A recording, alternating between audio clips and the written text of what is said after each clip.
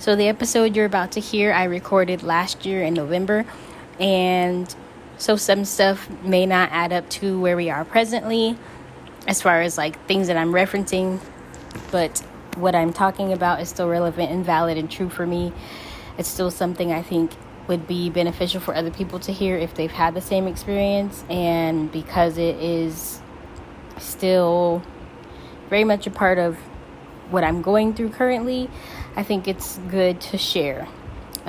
Also because we just had our new moon in Libra on the 25th, I think this is a good time to talk about relationships and balance and healing and all of those things, because that's the theme of this new moon. So what better time to share this episode than now? So I hope that you all enjoy, and thanks so much for listening. Here's the episode.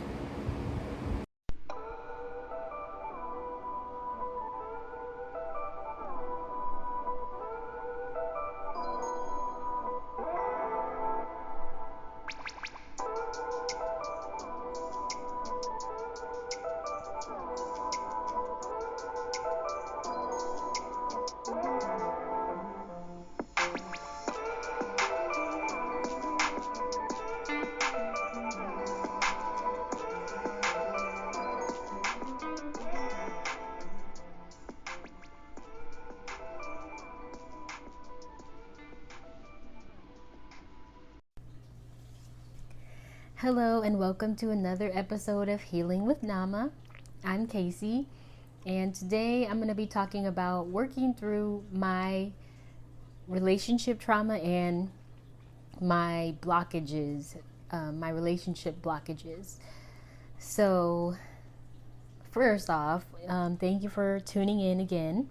Remember that you can find this podcast on Apple Podcasts, Google Podcasts, Spotify, Anchor, and don't forget to like, subscribe, share, follow, all that good stuff, so that I can keep this going and build the momentum of the podcast. I have some really good ideas in the works, and I'm really excited to keep this new venture going. So I appreciate everybody's support up until now.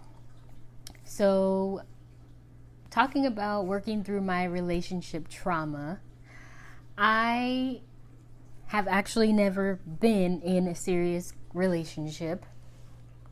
I'm in my early 30s, and I have not been in a serious relationship, and that comes from fear, mainly fear, just fear in different ways, because growing up I did not see healthy relationships. I did not see functional marriages, relationships, commitments, and it just wasn't something that's familiar to me. And on top of that, I saw a lot of unhealthy, like very unhealthy, physically abusive, like domestic violence, verbally abusive relationships in different ways with the people, the adults around me, not my parents, because my parents never were physically, they never got physical with each other, but they did argue a lot, and so that was also an example of an unhealthy relationship. So just pretty much from the time that I can remember, it just was chaos. As far as relationships went, I saw a lot of what not to do, and I never really was around people who communicated and actually, really loved each other and were healed, and as healed as you can be, and were really going to therapy and working to maintain the relationship, build the relationship, strengthen it. None of that was happening. And so as an adult, you go through life thinking that that's normal, even though it's not normal. So even though people shouldn't be acting that way and they should be kind to each other, you kind of just assume or start to feel like that is what relationships look like. And that is what's going to happen to me when I get into a relationship. And for me, the fear of being hurt or rejected by my partner because of the physical violence that I witnessed, fear of being vulnerable with someone for fear that they might hurt me, and being paranoid about people's intentions in friendships and relationships hindered me a lot in my beginning stages of life and adulthood. I wasn't trusting of people because from what I saw, you couldn't trust people. You couldn't trust people to not hurt you, to not be physical. You didn't know when somebody was gonna, you didn't know when things were gonna just go left. So for me, I guarded myself and I became more quiet and reserved and shy, and that just kind of became my role as years went on and what people expected of me. But it was my way of kind of withdrawing and in some cases trying to keep the peace. So if I don't, say anything or do anything, then maybe it won't cause an argument or there'll be nothing to argue over or whatever. As a kid, you kind of take on, you take the blame for things that have nothing to do with you and you don't know any better. So in your mind, it's like, you just want things to be calm and you want things to be peaceful. So whatever you feel like you should be doing to do that, then you just do it. And that's how I've been. That's how I was, I'll say. That's how I was up until about 26, 27. I just was really closed off, really skeptical, untrusting of people, surface level friendships, relationships. Didn't really have a lot of friends, more like acquaintances, and eventually got to the point where I started to open myself up to people in friendship and allow myself to be vulnerable and, make friends and all of that stuff.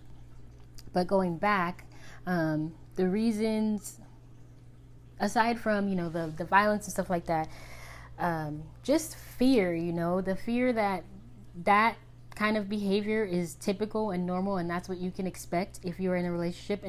And it developed a fear of men within me too, obviously, so I'm seeing all of these men being physically aggressive or, just mean or emotionally unavailable, hurtful, or whatever the case may be. And I'm not seeing any good, healthy examples of being loving and being kind and, all the flowers and roses that you would want to see. I did not grow up seeing that. My dad is he's a nice guy. He never put his hands on my mom, but he is not an emotional person. He is very cut and dry. He's an Aries. So, he's got that alpha male energy, and there is no emotion. And for me, I am an emotional person. So that was something that was lacking and something that I'm still working on, because both of my parents were not fully emotionally available for me as a child. And so you start to think that you just are never going to get that, but you're still craving it and you're still needing it and you're still wanting it. And yeah, so it just develops, different things in you.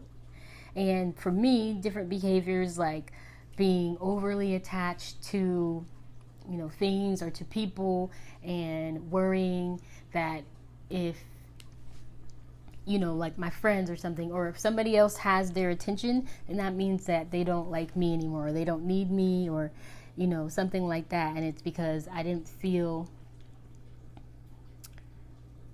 I guess it's a fear of rejection.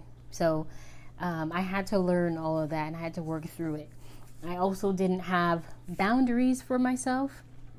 So when you grow up, like that, where people are not respecting other people's boundaries, setting boundaries is not really a thing, because everybody's kind of just living in chaos and working and surviving from their own traumas and not really understanding what's happening, but they're just surviving and not thriving.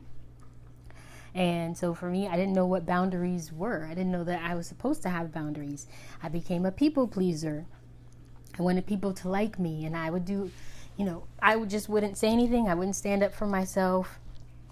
I wouldn't, stand up for other people for fear that people would turn on me and start picking on me or whatever the case may be. So I just didn't have any real self-respect or self-love.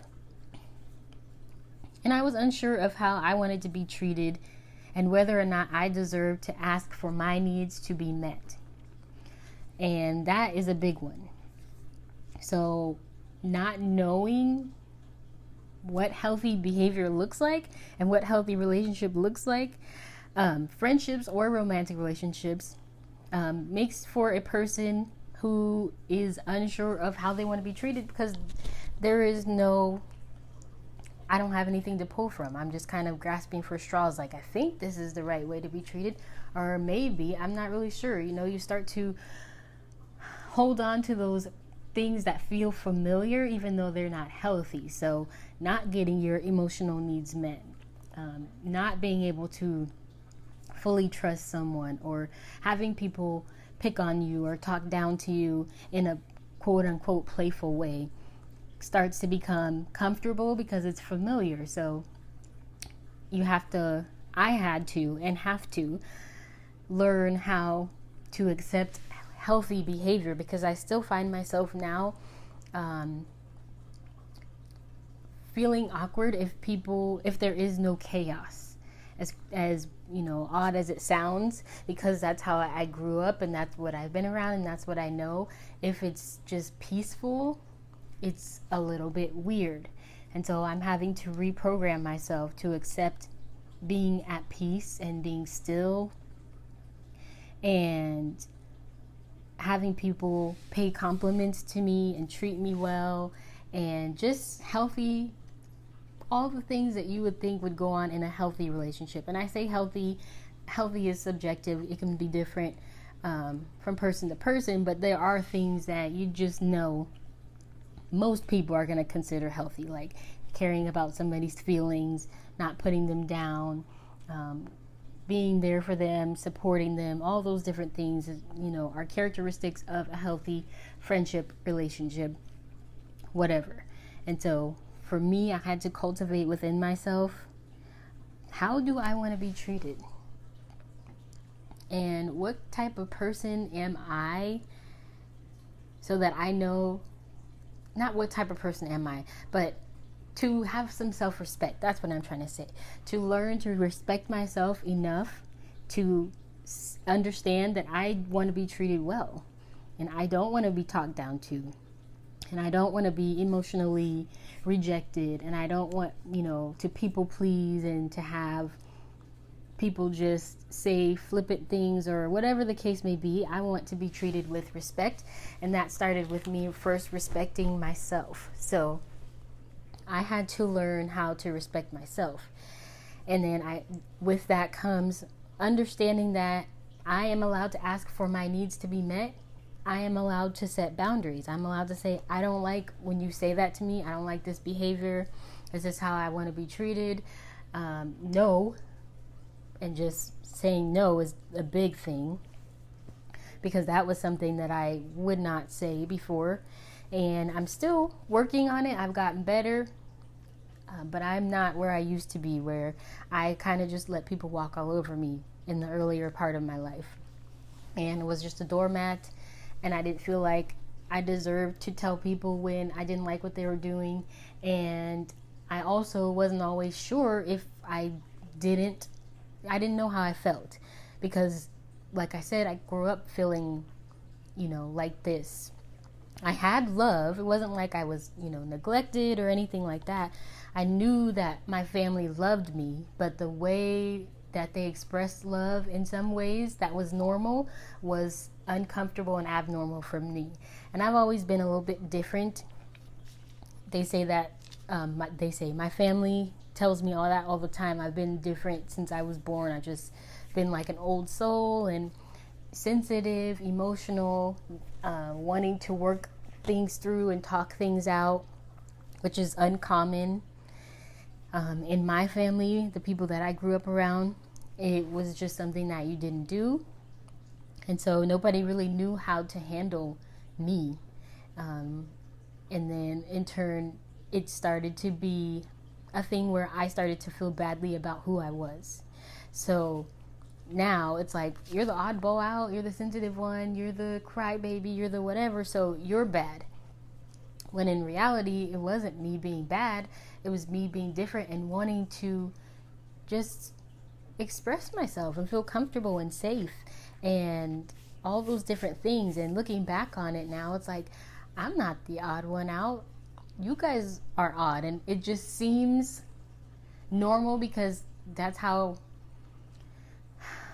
our society was or is, where people just, and especially in the African American community, I am Black, and a lot of the times we don't deal with our trauma, our emotions, we don't go to therapy, we don't deal with stuff. We just kind of move past it, and then it just follows from generation to generation.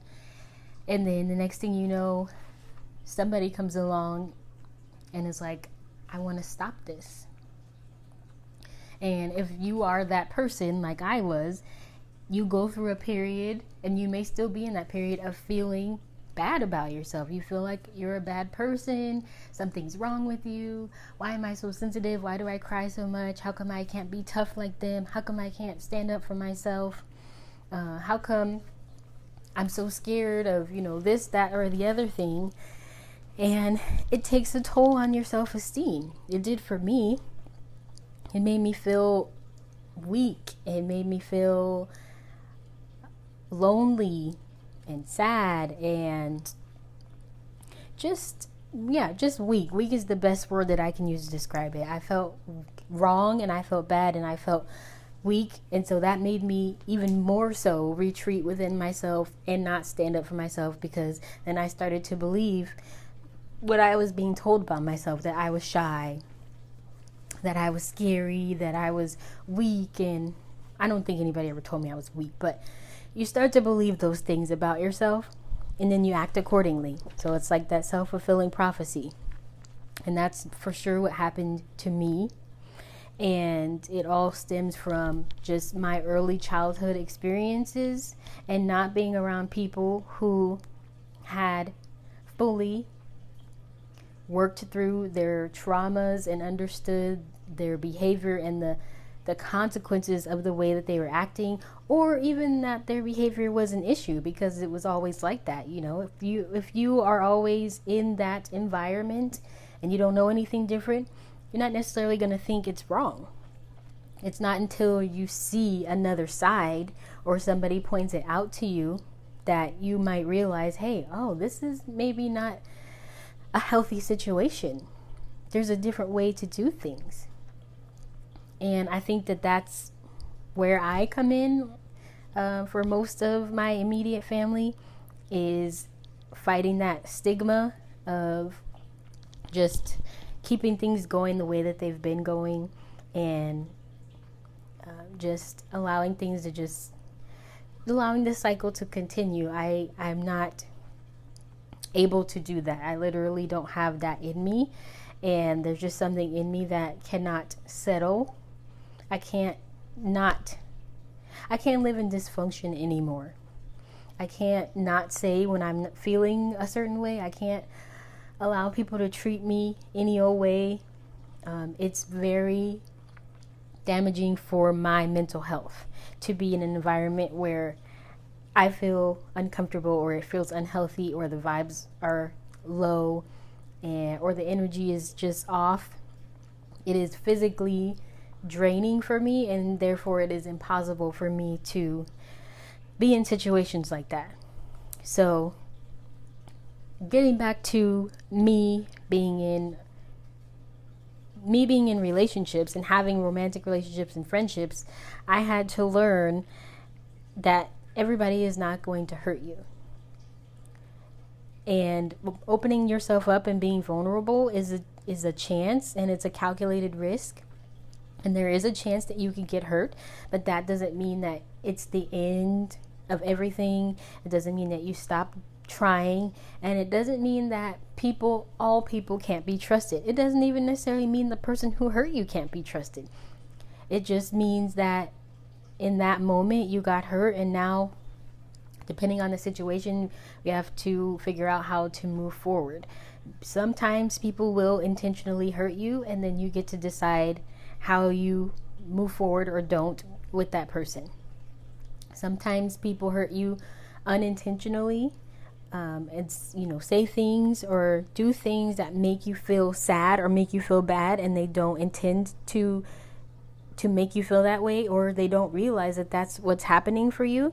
And it's important to stick up for yourself and to start understanding when something doesn't feel good for you, and allowing yourself that space to take up space, the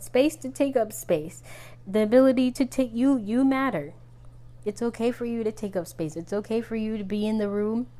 It's okay for you to say that I don't like that. It's okay for you to voice your opinion and express yourself, and you don't have to dim yourself down because of how you grew up, or other people are over talking you, or whatever the case may be.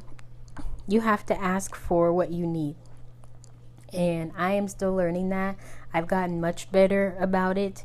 It's taken me a long time to get to the point where I am now.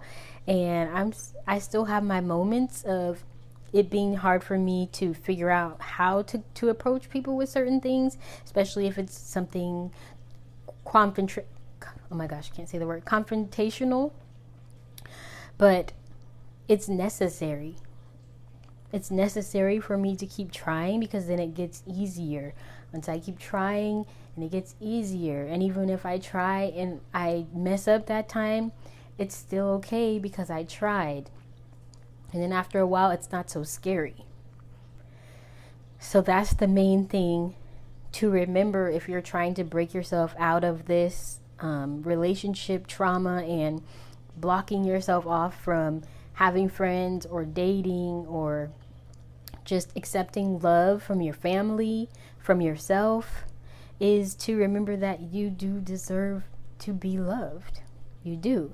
So when you're first born, you are like free and clear. You're clear, your energy's clear, everything's clear. And then as life goes on, life piles things on top of you, and you kind of forget who you are or who you were. And then you have to kind of peel back all those layers and find yourself again. And that takes a lot of work. And it's not going to be easy. And if you're like me, you might get a little anxiety. You might be depressed for a little bit. But it's going to be worth it in the end. And you are going to build so much confidence. You're going to be so happy with yourself. And you're going to be so proud when you look back and see how much progress you've made from being a people pleaser and being fearful and scared and closed off, to being more open, allowing people to see you, allowing yourself to be seen and not hiding yourself, and walk out into the world and know that you deserve to be there and you deserve to take up space. There's room for everybody. So that's what I've been working on. And finding friends that accepted me for who I am actually helped a lot. So I started working on opening myself up to friendships at work. So I had people at work that wanted to hang out with me, wanted to get to know me, wanted to be my friend. And at first I was like, no. Like, I would make up excuses. I would say I'm busy, or I don't want to, or whatever. I just wasn't going because I don't know you and I probably can't trust you, so I'm not going. And then eventually I was like, I'm going to start saying yes. Like, these people are really trying to be my friends. They seem nice enough. We see each other every day at work. We have stuff in common. I'm just going to say yes. I'm going to try. And then I did. It was really awkward and uncomfortable at first. I had to learn how to be myself and not kind of conform to everybody else's personalities. And it still took me some years after making friends to really open up and be myself. At first, I kind of was hiding parts of myself that, I didn't want them to see, or maybe I thought that they would judge me, or I was embarrassed, maybe not embarrassed about, but I was worried that they would judge me, or that they wouldn't like me because I was this way or that way. And having to navigate friendships for the first time was tough, and it was necessary, and it just took me getting out of my comfort zone and starting to say yes to people who wanted to hang out with me, and being mindful, obviously taking calculated risks. So I'm not going out with people that I don't know, just strangers, or people that I feel are into bad things or would lead me into a bad situation. I felt comfortable enough with these people to go out with them and hang out and see what it was like. And then eventually it became easier.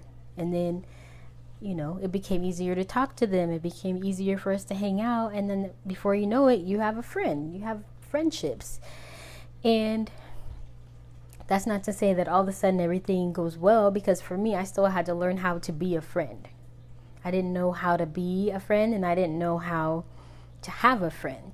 So I had to learn the things that you can and can't do in friendships. Like, I was in the beginning stages of my friendships kind of possessive over my friendships. Like, if somebody, I remember one time one of my friends was saying, oh, I'm going to go to lunch with this person at lunchtime at work. And I was like, oh, so that's your best friend now, because we would always go to lunch together. And I had to learn, just because she's going to lunch with somebody else doesn't mean that you're not important anymore. You're still important, but people can have more than one friend, and you can't be everything to everybody. So just know that you're still important. It's not that they don't like you. It's just, you're just not going this time, and that's okay. So I had to learn all of that kind of stuff. And I had to learn to just be okay with being alone sometimes, and not going, and not feeling like I had to say yes every single time, because at a certain point I felt like I just was saying yes just to say yes. And sometimes I didn't feel like going. And that's okay too. When you're making friends and you're trying to get out of your comfort zone, you don't really necessarily have to do every single thing. Sometimes if you just really don't feel like it, then just don't go. But for the most part, try to say yes and try to get yourself out of that comfort zone. And even if it's just for a couple hours, get yourself out of the house and try. So that was one way that I worked through my friendship, like relational traumas. Because when I say relationship, I don't necessarily just mean romantic relationships. I mean relationships in general. So friendships are also relationships. You're relating to someone. So working through my friendships, like relational trauma regarding my friendships, required me to step out of my comfort zone, and to continually step out of my comfort zone, to learn and to be open, and to forgive myself when I felt like I made a mistake, to forgive the other people if they did something that bothered me and they didn't intentionally do it, and to learn that everybody isn't your friend.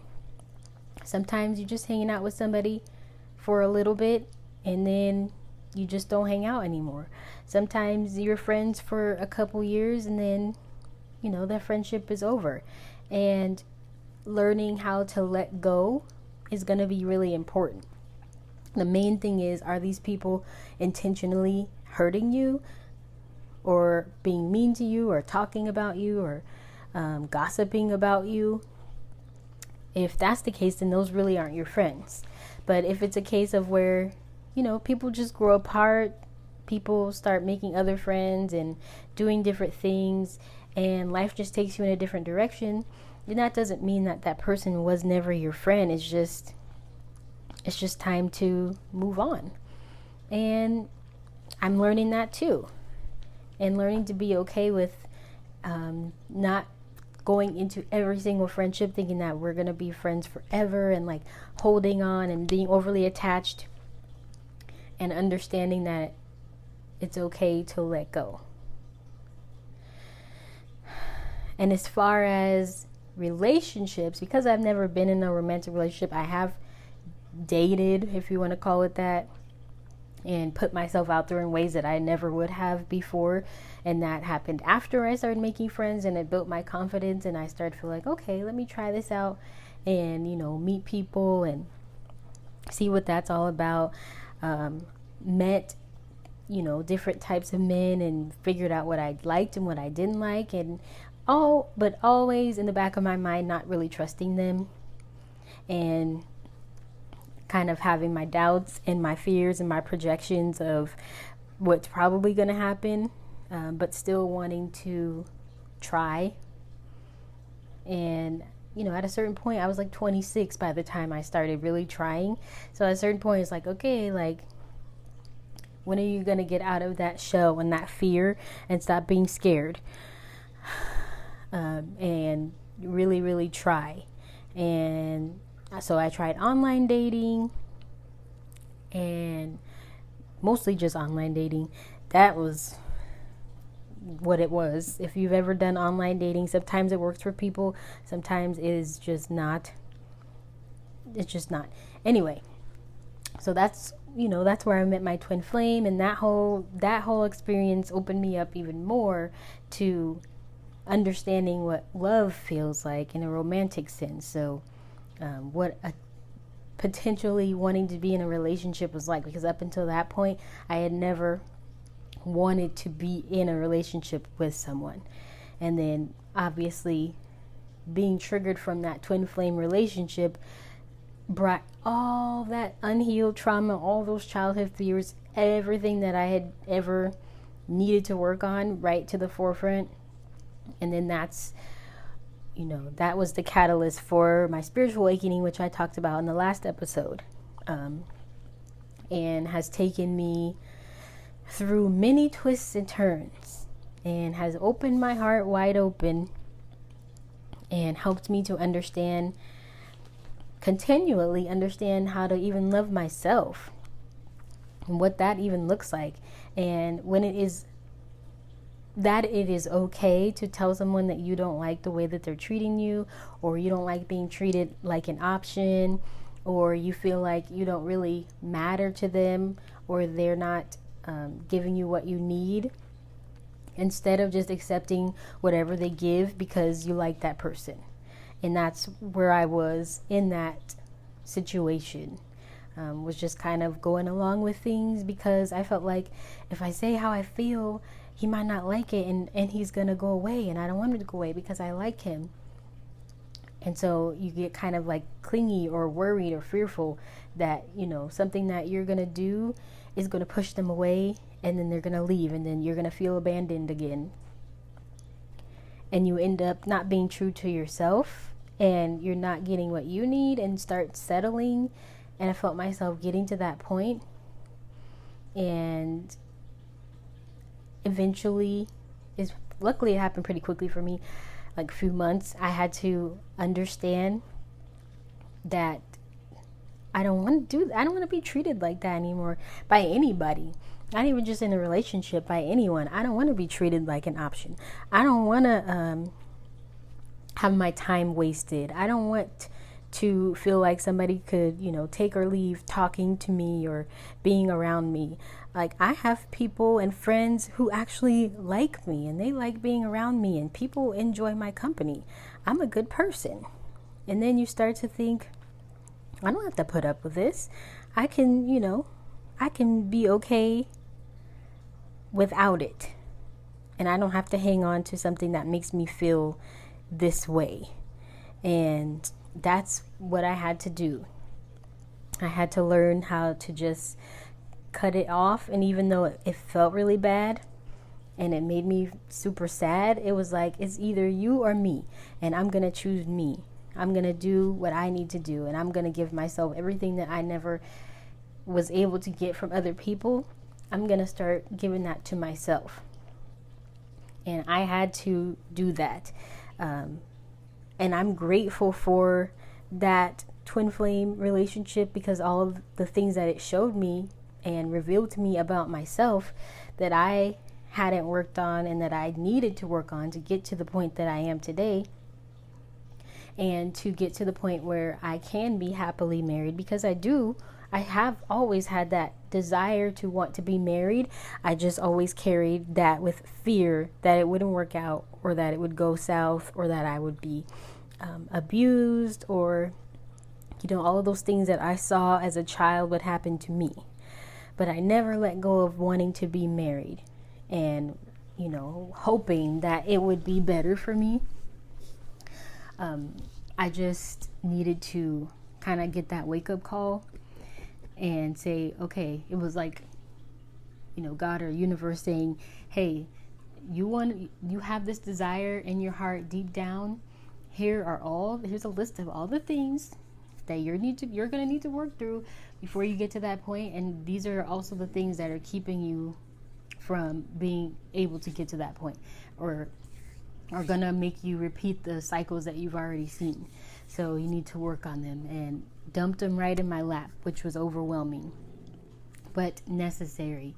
And I started down my path of self-love and healing my heart chakra, and understanding what love is and isn't, and what I want in a relationship and what I don't want, and the type of partner that I want, and what I like and what I don't like. All those things that are so important, that I never thought about before, were now sitting in my lap, and I had to sort through it and really figure it out and understand why I behaved in the way that I did, why I had expectations that I had, where was I projecting onto other people, the fears, all that good stuff.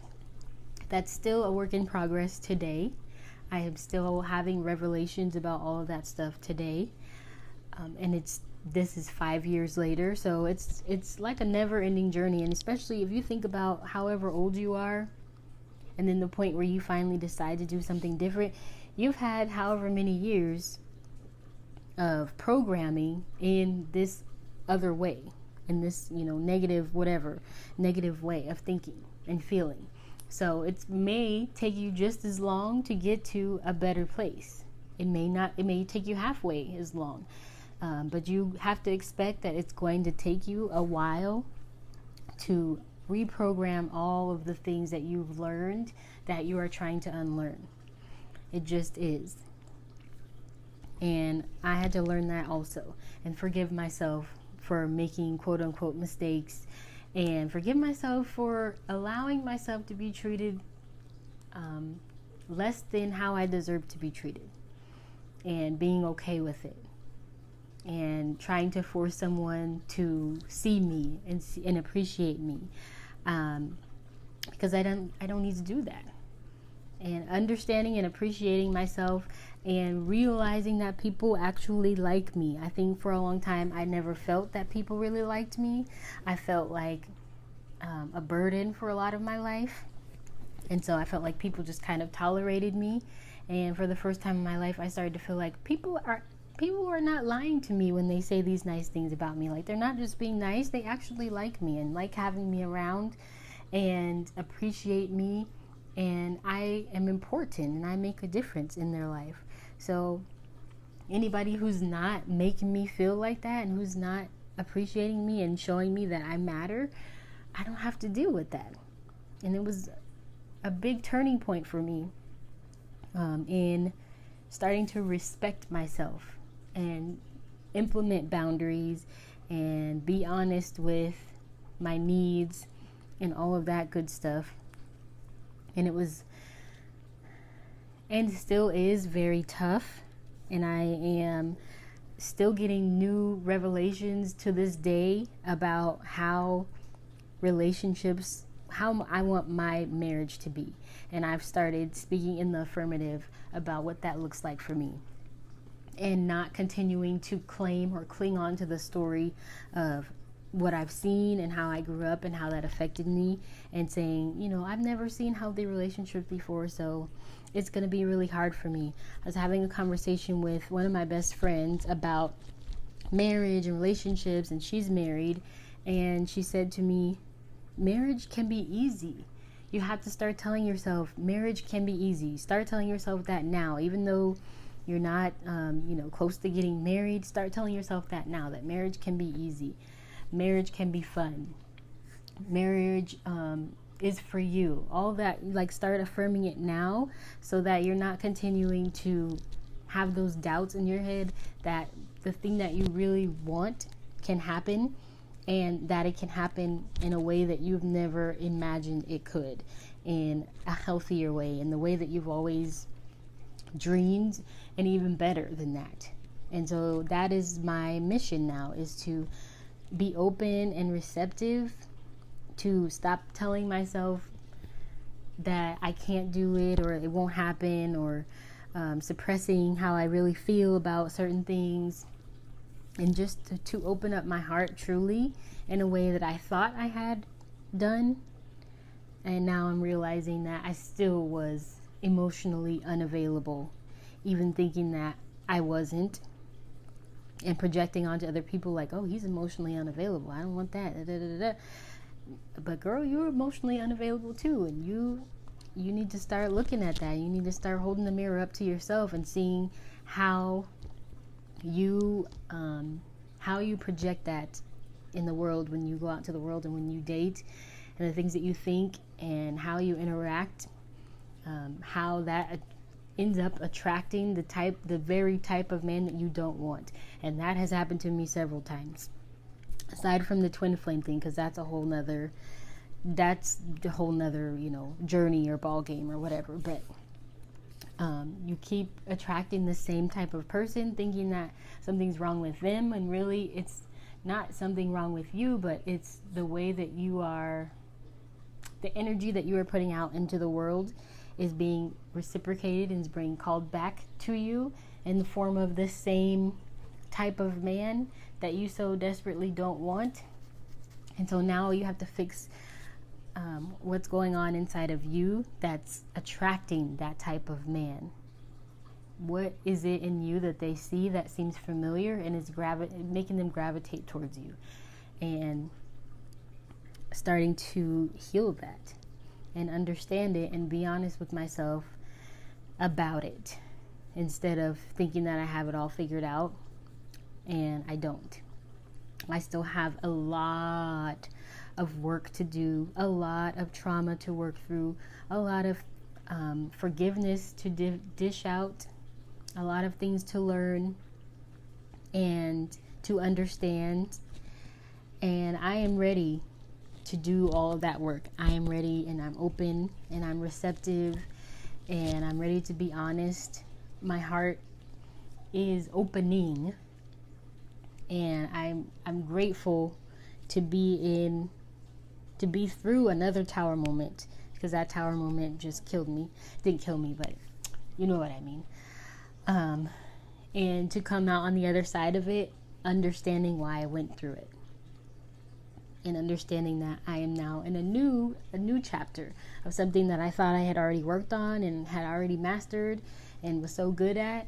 I'm actually still holding on to a lot of things. So that is how I have worked through and am working through my relationship trauma, is just being honest with myself and not allowing my past to dictate my future, and not allowing my fear to stop me from being vulnerable and opening up to people, and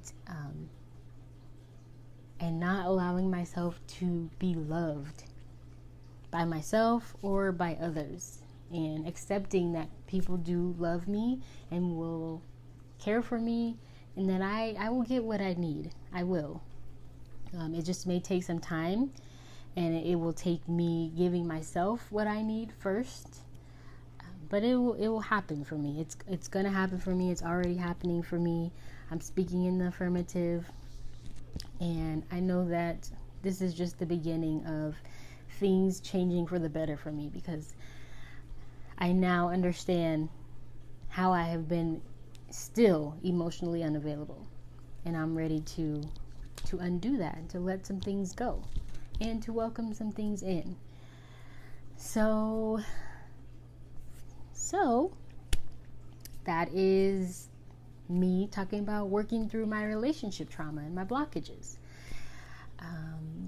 There's more that I could say, obviously, but it would be a super long episode. So that is the gist of it. That is, from beginning to present day, and the story continues. I am not done. I am just beginning this new chapter, and so I still have a lot more to learn and to grow from, and I'm excited to see what's going to happen. I'm excited to see where God is going to take me now on this journey, and how things can change once I really fully open myself up to being loved, and especially in a romantic way, allowing someone to fully see me, which is scary, so scary, but it's necessary, and it's time, and I'm excited. So yeah, so thanks for listening. You can find me on Instagram. I just want to be, that's AIJUSWANNABE _inspirational, spelled just like the word. That's my Instagram. My website is www.ijustwannabeinspirational.com. And TikTok, you can find me under the same name, I just want to be _insp. So they wouldn't let me put inspirational, so it's just INSP. And yeah, just keep supporting, keep everything, keep loving, keep opening yourself up, keep healing, keep reminding yourself that you're worthy of love, that you're capable of love, that love will find you, that love has found you, that you can trust people, that it's okay to be vulnerable, all that good stuff. So see you on the next episode. Have a lovely day. Open your hearts, go out and hug someone, and I'll see you guys next time.